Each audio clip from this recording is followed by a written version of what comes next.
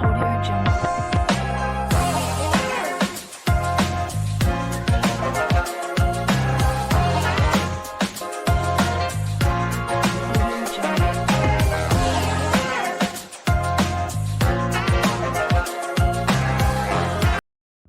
Radha Madhav sir, welcome to the Manpower Show. So let's start this podcast. This is the very first episode. So let's start this podcast from the journey of Ajeets and how Ajeets has become one of the leading manpower industries in the world. Yeah, good evening to you. In fact, company started almost 18 years before from Bombay as a staffing and recruitment company. And subsequently, we started expanding our operation to all of the Indian subcontinent like India, Nepal, Bangladesh, Sri Lanka, and in Philippines also. And in addition to that, India being itself is a subcontinent, we expanded our operation to all the grassroots of India. Like in western part of India, Bombay being our head office. We went to southern part of India, Kochi, Hyderabad, Trichy. Eastern part of India, Calcutta and Bhubaneswar. Northern part of India, Delhi, Chandigarh and Dehradun. And center of India, which happened to be the most potential market, that belongs to UP, Bihar, Jharkhand, Odisha. These are the areas. And from India, okay, then since we are talking about the Indian subcontinent, that Nepal is also another good source of supplying manpower, Bangladesh and Sri Lanka. That is how we started our journey. Things has gone slowly, but once initial couple of years, then we catch up the market. Now itself we claim that we are one of the leader.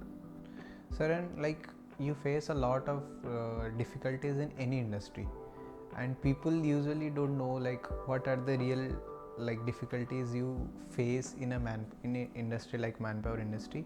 So share some of the insights, like what are the things you have to face while recruiting, and in the initial days how you tackled all the situations which were very difficult to face. In fact, let me share some of our experience. It was once upon a time, and now it's a digital world. Those I'm talking about 2001 to 2002. Everything was completely manually. Everything was depending on the print media. And during those areas, reaching out to the people, reaching to the grassroots of those areas, it was a big challenge. Somehow we try to penetrate using the local means we, since we do have a huge big team of recruiters, we try to reach out to the grassroots of the different of the complete region, not the Indian, but whole of the Indian subcontinent. Yes. And initially we did lot of hard work. That is how we started reaching out to the public. So what was the methodology of like how did you reach to those people in villages or tier 2 tier 3 cities when there was no internet? Today in LinkedIn or Instagram you post something and people comment their resume and all that stuff. How did you do that like 14-15 years back? We go to the different cities. Suppose in UP we go to the major city like Gorakhpur. From Gorakhpur we map out which are the areas, which are the nearby areas, who produce the manpower, and on those underprivileged area, those unemployed area. From there, okay, we map the city. We go to the different cities. We talk to the like Gram Panchayat or maybe the Sarpanch. We make a camp there. We make the own camp and we attract the people. And initially it was very difficult And the type of awareness what we have, those days that type of awareness was not there. And we have to draw a plan, give them the confidence, we take the local servants, he used to give them the confidence. That is how we reach out to the people, we get their confidence, and that is how we start developing our bank, our human capital bank. And uh, it's we went to the different like UP, then Bihar, then Jharkhand, then Odisha, all those underdeveloped area. That is our target area, and we become successful, reaching out to their own respective to the smaller and smaller cities. So then, like, how did you initially start off with which industries? Like now you are like indulged in all those industries from oil and gas to steel to like computer programming and stuff. Initially, from where did you start, and when you felt that now we can take people from all over the industries, not just to restrict that to only steel or only construction industry? Yes, once upon a time, it was 20 years before, the recruitment was restricted to some of the very limited industry like infrastructure. Because Middle East market, it was a boom, and they keep recruiting the infrastructure worker, hospitality worker, and the oil and gas workers. Because oil was their resources, and the right from the oil exploration to the refineries, they for all those sectors they used to recruit the people to support those those allied industries. Like that is how the infrastructure and hospitality it also works. And subsequently, when the demand surges, the local demand also surges, and a lot of allied industry, it uh, it came up like cement plant, steel plant, brick industries, logistic industries. Earlier, okay, once upon a time, those Middle East countries they used to import all those materials.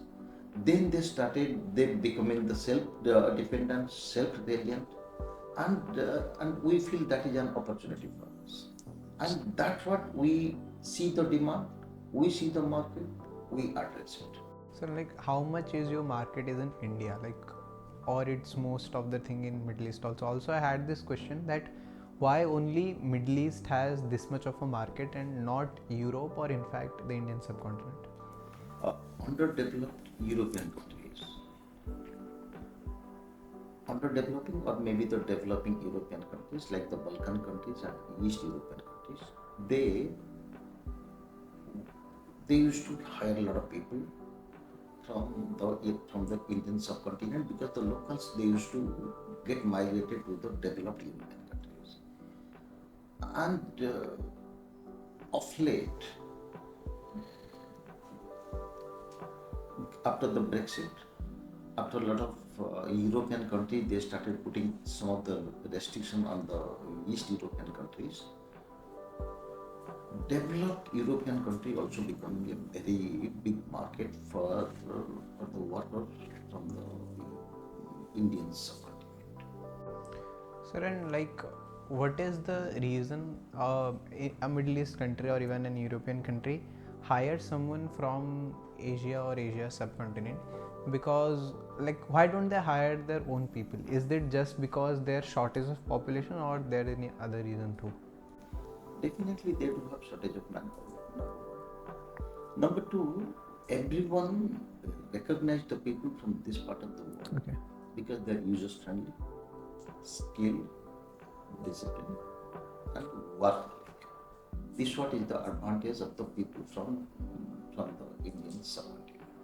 So after the like launch of vocational courses in India and stuff, has this increase of manpower increased? Yes, definitely it has increased because it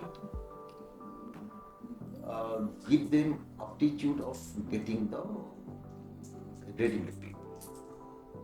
And that's what they wanted, and it has been addressed. So then, like, uh, let's talk about the more like difficult parts we face in this industry and stuff. We see a lot of countries in Middle East where there are like human rights issues and stuff. In Qatar and Saudi Arabia, there have been cases of like no compliance with labor laws and human rights issues and making to work laborers for more than 18-20 hours and stuff. How do you deal with these situations? And first question is, has this situation ever arisen like with you? And second is, anyone who is into this market, how to deal with this situations, because geopolitics will play a large role in this industry. In fact, it is a myth. People working for 18 hours, not giving them the basic amenities, these are the myth. These are the exaggerated stories. And in fact, let me tell you, Middle East market there, the law prevails there. The labor law prevails there. And labor law, they are very stringent. Any worker go to the labor department, make a complaint that he has been deprived of his own rights. Local labor code, labor authorities, they take a very strict action against the respective employer. Like, okay, then they block their own registration licenses, and they ask them to, they cannot get the further facilities till the time they do not resolve the issues. That's what exactly law prevails there. And those Middle East countries, authorities are very much after the law, very much after the implication. It's not true. So you haven't faced any situations till now like this? Maybe very few cases. Okay. In fact, we have not faced and will not be facing, because we are very choosy to whom we will supply the manpower. Unless Okay. we do not get convinced the employer is good one. Employer is not a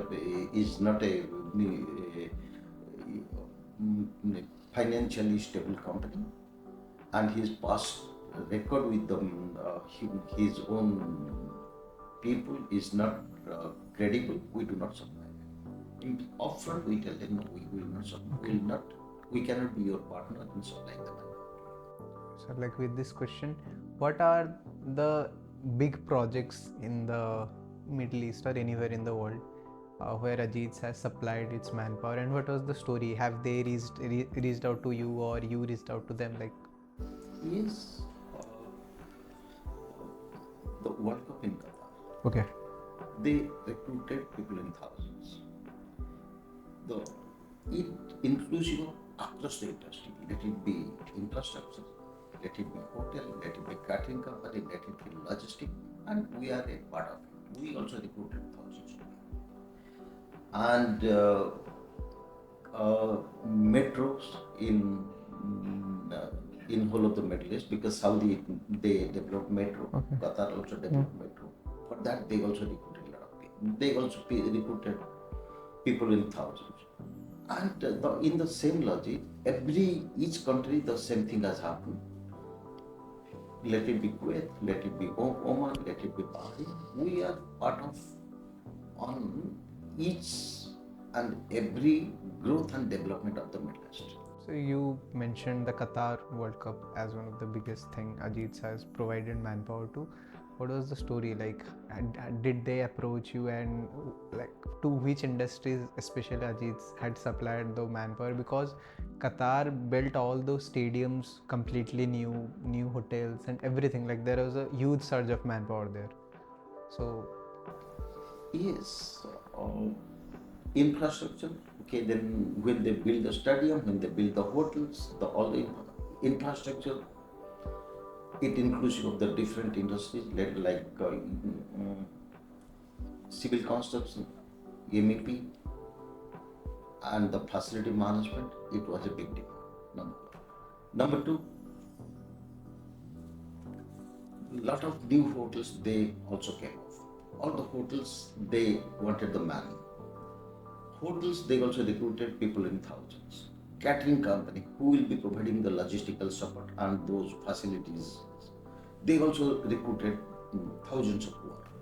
That's what particularly that was a big mm, demand from the Qatar, not from the India, it was from whole of the Indian subcontinent. Okay. So, do you face issues like visa issues and stuff during the recruitment process? Visa, in fact, used to be arranged by the employer. Okay. We that is none of our Okay. no problem. Our our issue is to get the manpower, get the skilled manpower. Before getting the skilled manpower, okay, then we do have a lot of checklist, sourcing, screening, shortlisting, and selecting. This for whole of the process we do have our own team. We do have our own engineers or maybe the different department heads. They do the respective job to see the best and perfect matched applicants. Do big companies or industries in India recruit people from outside, or it's always only the Indians who work for the Indian companies inside India? Inside India, definitely okay. Then, as per the government of India's law, they prefer Okay. only the Indians unless any of the shortage or maybe such type of people they are not available here in India. And fortunately, India has produces all type of people, and there is no deficiency of skill, and hence it is not required to recruit people to India from outside. And sir, what is the future of this industry, and who are the leading people? Like, how many? You are like you you can't name it, or like it's your choice. You don't name it or not. But how many companies are there in lead in this industry currently in India? And for any young man who wants to start an industry inside the manpower, what will be your advice, and what are the things he is going to face in today's world? Well, this is a huge industry, very lucrative industry, and ever growing industry. And fortunately, there is a lot of educated people. They are also coming to the industry, and they are becoming part of it. And hence, once upon a time, this industry was a disorganized industry. Now it is becoming a organized industry. And here we support the local government. They are also acting as a governing body. They hold accountable, they hold answer the each consultant, each licensed recruitment agent, and ensure the agents they place the people to only the reliable companies. And that's what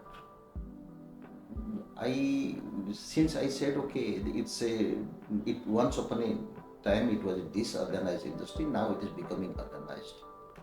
And I encourage the young and educated mass. Let them come in, let them get in, and it's a exporting of manpower.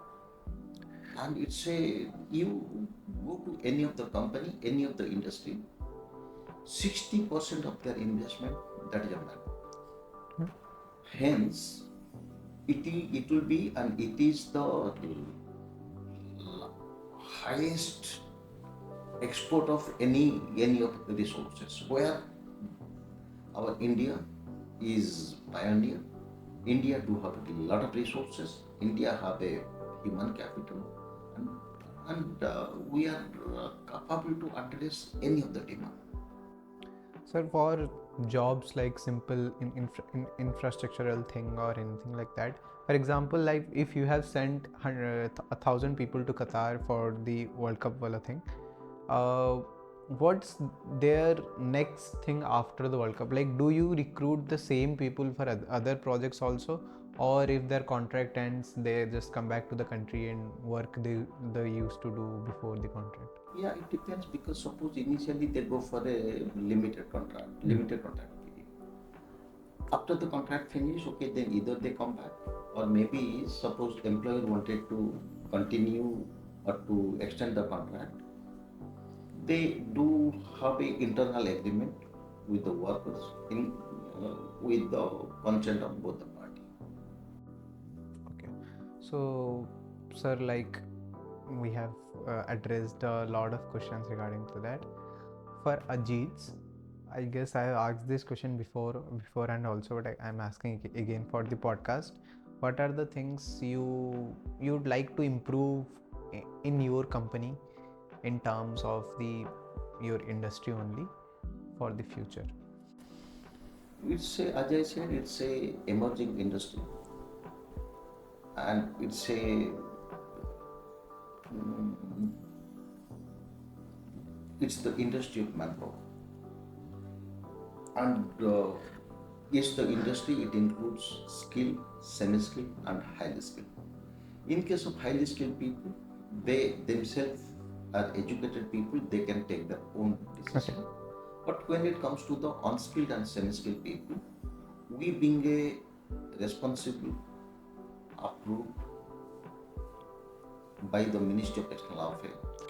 So, with the end of this podcast, this is the last question. Anyone who would like to be hired by a recruitment agency like yourself, what are the things he or she should keep in mind if he's a person from a village or a tier 4, tier 5 city? First thing, they has to ensure they are approaching a right company. Okay. Company which is approved by the Ministry of External Affairs. They do have full Because scams do happen here. scrum happens very often. Okay. That is the reason I'm asking the boys or the recruit, they have to be very, very careful. They have to check the authenticity of the recruiter. They can ask them about their recruitment license copy or license number, and it is very, very much available on the MES site, and they can vouch whether they are genuine or they are scam, and they do not involve into the commercial dealing immediately and instantly. Suppose someone is asking them money, they have to be very, very careful. Okay. And suppose someone is asking them money, okay, then they have to give them, they have to pay money only to the approved agency against There should be enough credibility. against the receipt. Okay. Thank you, sir. Thank you so much. It was a great podcast. People will see and will learn a lot about this industry and how they can get themselves recruited for that. Thank you so much, Thank sir. you very much.